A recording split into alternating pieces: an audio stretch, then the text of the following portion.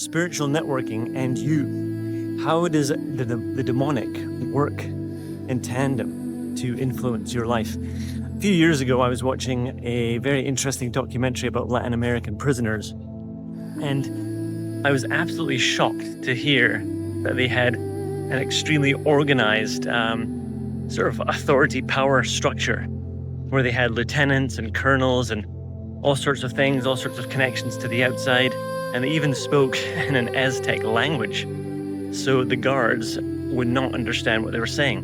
And I just thought, wow, how incredible, and if prisoners have a structured system, how much more does the demonic have this sort of system? And Ephesians 6:12 tells us that we don't just wrestle against flesh and blood, so oftentimes you think, I'm dealing with this difficult person, but you're dealing with spiritual forces behind that. And these forces, it lists there that there's different ranks, there's different authority structures.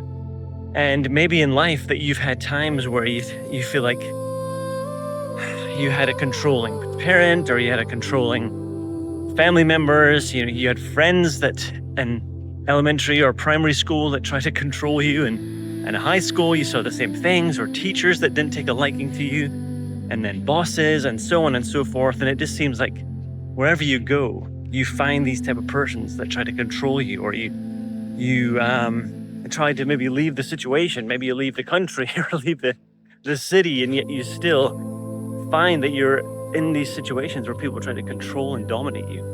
Well, may I suggest that this could be some sort of spiritual assignment against your life, where there's networking forces that these, in the spirit, we can carry labels. The enemy loves to put labels on people, and I've been involved in deliverance ministry for a number of years, and the way that God often speaks to me is to give me a word of knowledge for somebody, to show just how they have been targeted by the enemy, or to show what the strategy of the enemy is. And, for example, I remember praying for this one person once, and the word abandonment came to my mind. I just said, I'm just hearing the word abandonment. And immediately this dear person broke down in tears. And this was exposing the enemy's strategy. So what is the strategy that the enemy has used in your life to target you, to crush you, to make you experience the same patterns again and again and again? And for example, another example of networking could be a victim spirit. If you have a label of victim on you, not necessarily that you've chose to be a victim perpetually, but if you've been victimized, there's almost seems to be a thing in the spirit where there's a label on you and you attract predator type people who want to attack you, to crush you, to mistreat you. And what this is, the greater scheme of the enemy, is to really essentially keep you crushed, keep you suppressed, keep you not really knowing who you are and not able to live out the fullness of your God-given calling and identity and nature. And it's an attempt to suppress that, therefore limiting how much God influences in your life. So if this has happened to you, there is hope for you. And maybe God will begin to reveal as you ask him, God, reveal to me any area in which there's spiritual labels upon me, any way in which the enemy has sought to network and restrict me.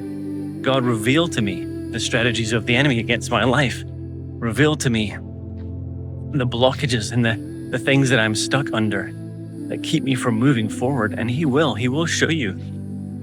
And, hopefully help you break that. And, my wife and I do help people as well. And if you ever want somebody to pray with you and help you, encourage you, speak life into you, help you find out what is going on in your life, if you're consistently struggling with things, then please feel free to reach out. God loves you so much.